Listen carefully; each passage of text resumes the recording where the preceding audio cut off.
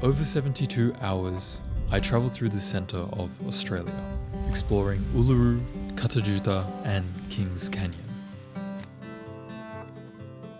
These ancient rock formations have stood for over 50 million years, shaped by wind, heat and time. Beneath the desert sun, I learned about the land's first people and the wildlife that continues to thrive here. If this is a journey you'd like to take one day, grab a drink, sit back, and I hope you enjoy this video.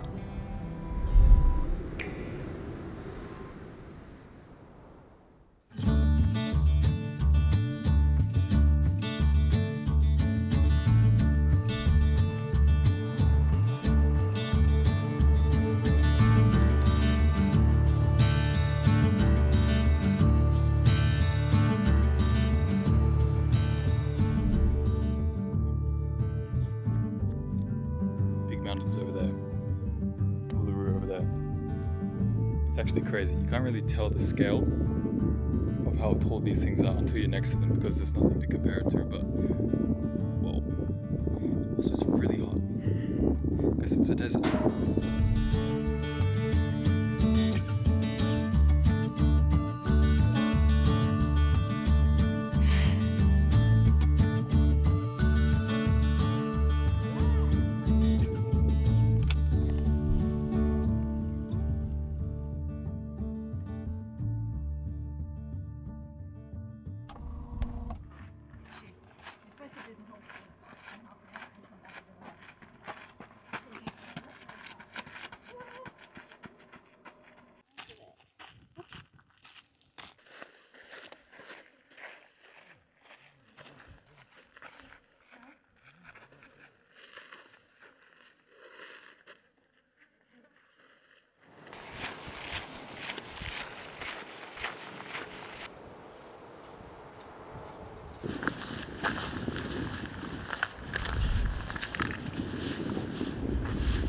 Probably wondering where I am, like what is this? But if you've heard of Uluru in Australia, it's that huge rock in the center of Australia. We are currently 25 kilometers away from that at basically the second biggest landmark over here. In fact, it's actually bigger than Uluru itself. This place, it's over 50 million years old, and yeah, we've just arrived today in the area and we're just checking this out. This place is called Kata Tjuta.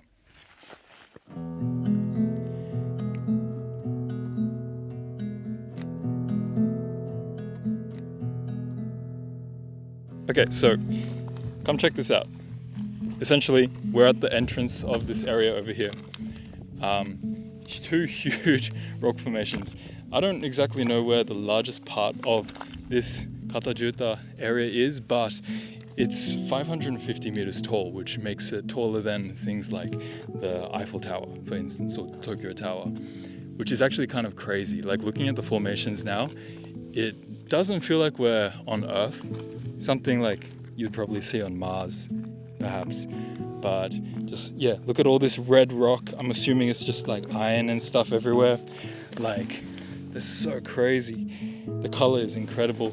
This landscape is so wild, but there seems to be like greenery everywhere. It actually rained yesterday, which is pretty rare, I think. And we came here after the rain. So on the way here, we saw a lot of little pink flowers that were just blooming the day after, this morning actually. So it's quite lucky. But we also can see a little bit of moss, and I think everything's feeling a bit more lively after the rain, which is cool. It's very cool. We are going to be heading into here, checking it out. This is day one of 3 days. We're going to be searching around the middle of Australia. This is my first time over here, and yeah, very excited to bring you along. Whoa, it's absolutely crazy. Let's go check it out even more.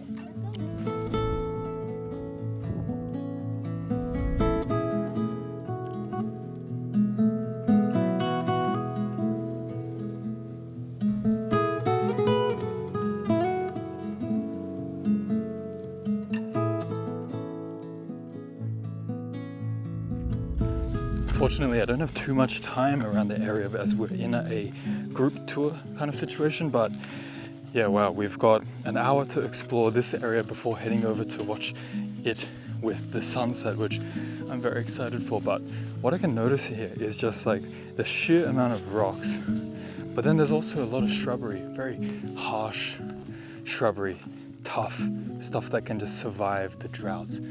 As we're in the middle of the desert here. I believe it's called the Simpsons Desert.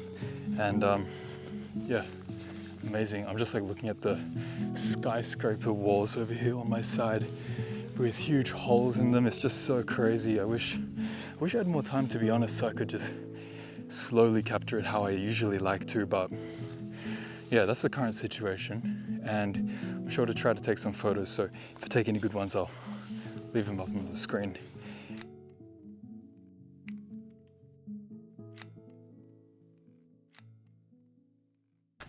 Took some photos. This is with the Ricoh GR3.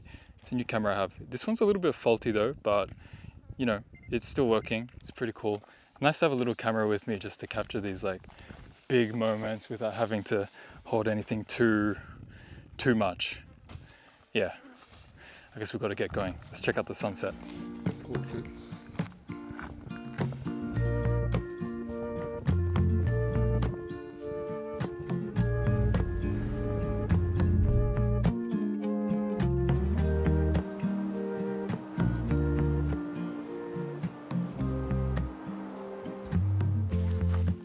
So 6:35, it's the sunset now, and as you can see, there's these really harsh like shadows being cast on the mountain. I think that's like the highlight of this sunset scene, especially with this place and Uluru. It's just like super barren, flat landscape, and then suddenly these huge mountain structures. So you've got these cool looking shadows, I think, and it's finally nice to be able to see it. You know, living in Australia, like my own country, it's never like the priority to come out and actually check out these beautiful locations and do that sightseeing stuff. Seeing this in person, it's really crazy. I'm glad that I got to take some photos and stuff.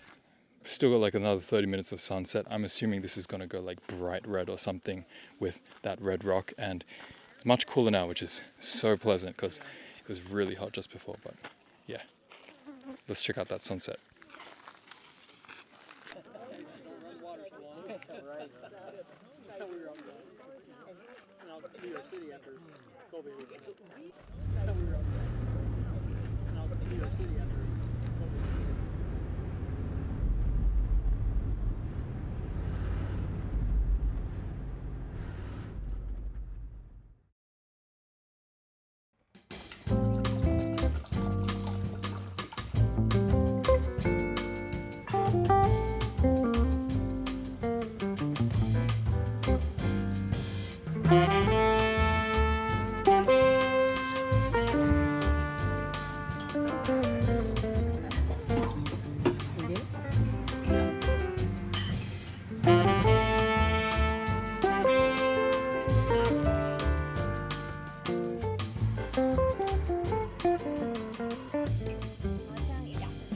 Okay, so it's 12:06, it's just past lunchtime, but we have had a really long day. We actually started the day quite early, 3:30 we woke up in the morning because we had a bus to catch towards what's behind me, and this is called the Kings Canyon. Morning ride was pretty rough, slept a little bit in the bus, kept like bobbing my neck up and down, but got to see the sunrise from inside. This area, there's a lot of like farmland and stuff. We saw a camel, we saw some brumbies, which are wild horses. We saw a cow as well, which was very nice. You know, very cloudy today, so that means it's not as, like, it doesn't feel as hot here, but it is quite hot.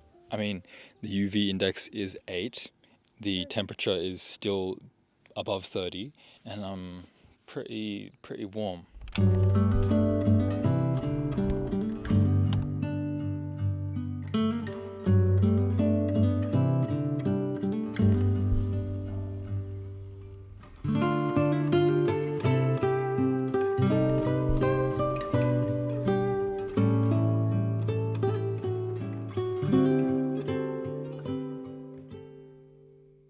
We went into the canyon. There were 2 different hikes that were available to us. One of them was called the Rim Walk. This was a 3-hour loop, I believe, and I think the start of it looked quite hard. It was like 500 steps of elevation just directly up. We chose to go on the more chill walk. This was just within the canyon itself, and our tour guide Jim, shout out Jim. Jim was telling us all about the fauna and the flora in the area, and apparently like there used to be a lot of wild and native emus. You may have heard of them. They are the largest flightless bird on the planet, but apparently you don't see them around here anymore because the camels have taken over. The camels have been introduced and they've been roaming around everywhere, and they just eat up everything. So apparently the emus, they have too much competition and they've been run out of this area. So you don't really see them in Uluru and this area anymore, even though they're very like iconic Australian species that you would expect to be around here. But yeah, that's just how it is. Now, if you're coming to Uluru, this area of the country, then I'd highly recommend that you make your way towards Kings Canyon. There are so many little tour groups that you can apply for. You can just join, and then they've like got hop on, hop off buses. But it is quite a long journey here, a 3-hour bus ride in the morning. They're quite early as well. Then you get home in the early afternoon. But it's definitely worth it because this mountain range right here is just incredible. And inside, like the orange rocks and everything is just like really cool. You guys love the outfit stuff, so I filmed a little bit of an outfit check on the feet. I've got my Mombel shoes. These have gone through a lot. I've had them for like a couple of years now. They are definitely my favorite hiking shoe. I've actually got Mombel socks as well, which are really good too.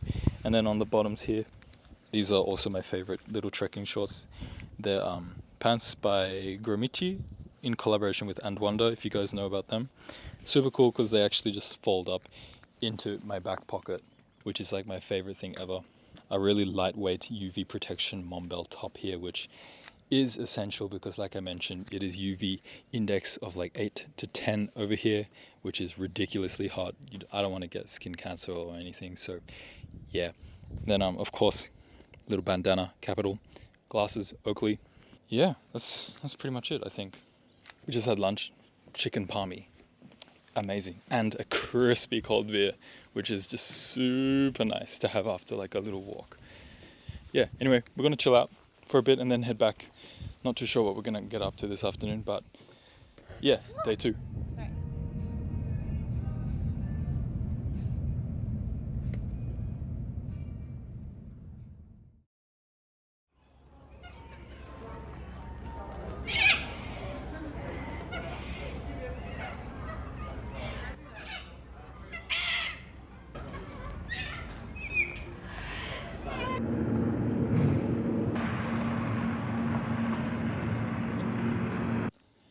This is the cabin room tour. We're staying at the cabin style accommodation at the campground. You can also get a tent, but we opted for this. It has air conditioning. Very nice. Come on, let's go check it out. So out here, we've got a little clothing hanger to dry our clothes. We've also got a little table situation. Honestly, we didn't really use it. It was a bit too hot, but it's there anyway. Please, let's come in. Now, this accommodation houses for 1, 2, 3, 4, 5, 6 people. So we've got the kitchen area here, got a little sink, fridge, microwave. This right here is the bunk bedroom. There's 1, 2, 3, 4 bunk beds. They're actually pretty comfortable. There's a little chest of drawers here, PowerPoints. Yeah, you could definitely come here in a larger group if you wanted, but I do have to say the aircon doesn't really come into the room as much, so it does get a little bit hot in here. But other than that, pretty good. This right here, this is the main bedroom, I guess. Got a double bed. It's actually really comfortable. And then you have a mirror here, window here. The window opens, which is nice for airflow. Yeah, this is the accommodation. I give it an 8 out of 10.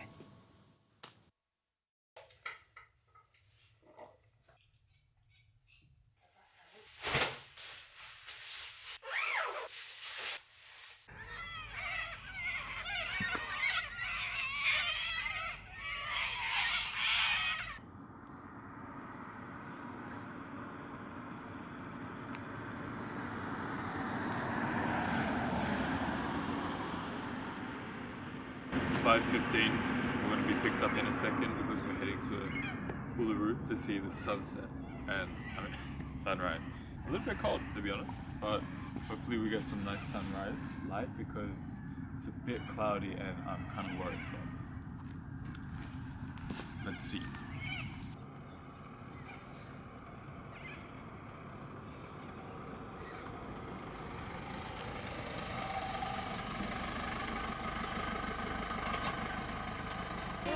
Hi, good morning. I'm looking for Itsumi, tatsuki. Yes.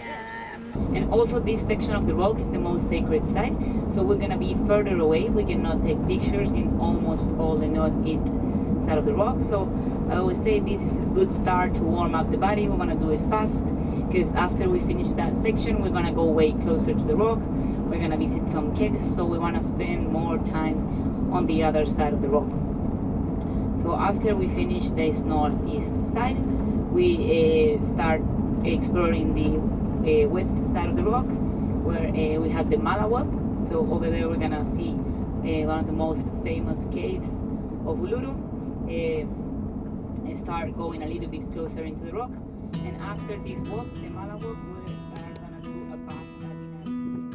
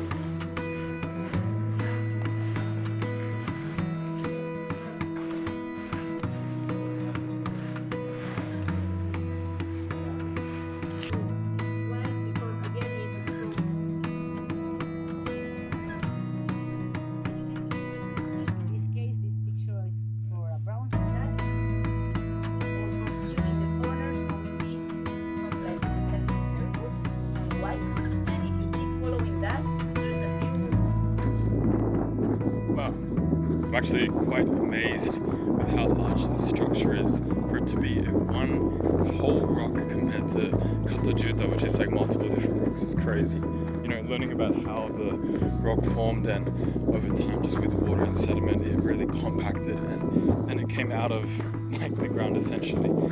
And yeah, I didn't realize we'd be able to get that close to it. And also within it, entering those caves, seeing some of the paintings, exploring where the people would be using the caves for different activities such as cutting up emus and stuff. It's really cool. Wow. Too much.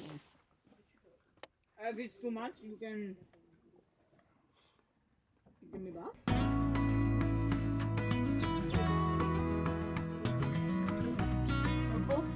It's nice.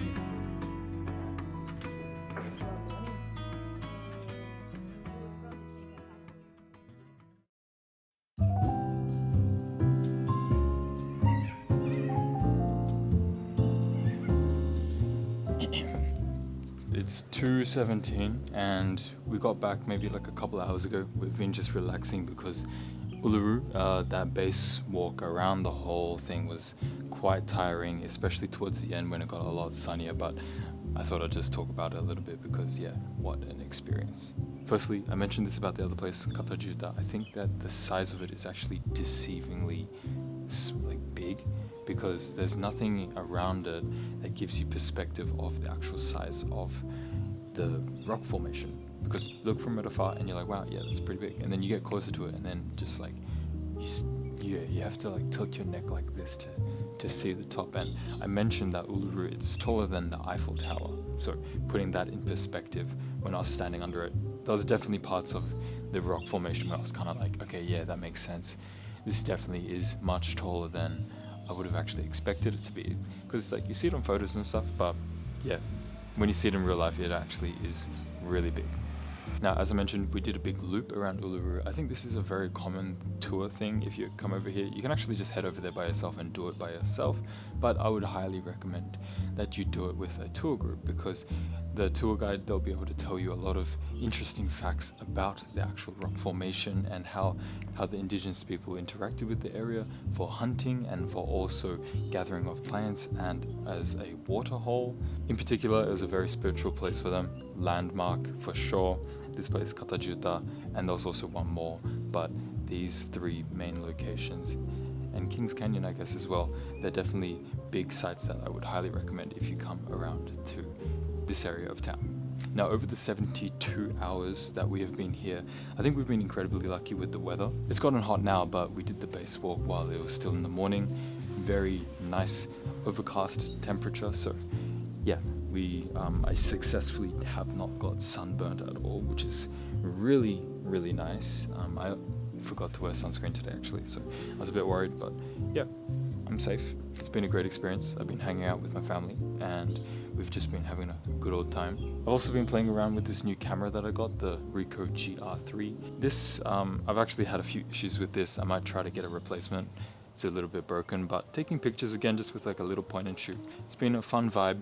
I'm sure I've been splashing pictures all throughout this video, so hopefully they look cool, and I'm actually going to make a little video on this camera in the future, so yeah, stay tuned for that. I wanted to show you this. This is like my favorite gear. I talked about it just a little bit before, but these are the shorts I've been rocking, Gromichi and Wanda. My favorite part though is that the back pocket here, this is where everything rolls into. Roll up into this little pouch, which is super nice, compact, and easy to travel around with. And then I've also got this backpack, which you've probably seen in the last couple of days as well. This is a Mombel, I believe it is a 20-liter pack, and it, believe it or not, rolls into itself as well. It's honestly a huge game changer, practical and compact gear like this, especially when you're traveling out to Uluru and stuff. You don't want to pack heavy, you don't want to bring anything that's unnecessary, and when you're on the hikes, walking around in this extreme heat, you don't want anything that's going to weigh you down. So packing light gear like this that is highly practical, definitely recommend doing so. I have a UV protection long sleeve t-shirt by Mombel as well. I've been wearing that on all of the days where I've been heading out. That UV protection has definitely helped me. Australian sun, I would really be careful of it because we have a huge hole in our ozone layer. It's kind of like the sunglasses for the country. We don't have that, and the rate of skin cancer here is really bad, so definitely be prepared in that case. I also have been rocking bandanas just like around my neck or on my head. And another piece of gear that's really big is actually this mesh fly net hat. I cannot stress how many flies there are over here. It's actually ridiculous. So get yourself one of these. We bought this from Amazon. We each have one, but it's a highly just very good piece of gear. Protection from the sun, protection from the flies. The last thing you want to be doing is just like walking around and swatting flies out of your face the whole time. So if anything, get one of these. I highly recommend it. I've been living in Australia my whole life, but traveling around this country and seeing things that I've never seen before in my adulthood, it's been a very fun experience. Coming over here to see Uluru, you know, one of those things that I've heard of since I was a kid. It's amazing. I'm so grateful to be able to do this with my family as well. And I've been making videos like this recently, so if you're interested, please check them out. I made one going to the Great Barrier Reef. It's the largest coral reef on the planet, and I learned how to scuba dive there, so it's a very cool one. And yeah, anyway, this is day 3 of 3, and we finished our final tour thing, and we're actually going to head to a pub and get some food. So yeah, I'm going to do that, probably end the vlog here. Hope you guys have a great day wherever you are, or great night, and I'll see you in the next video. Peace.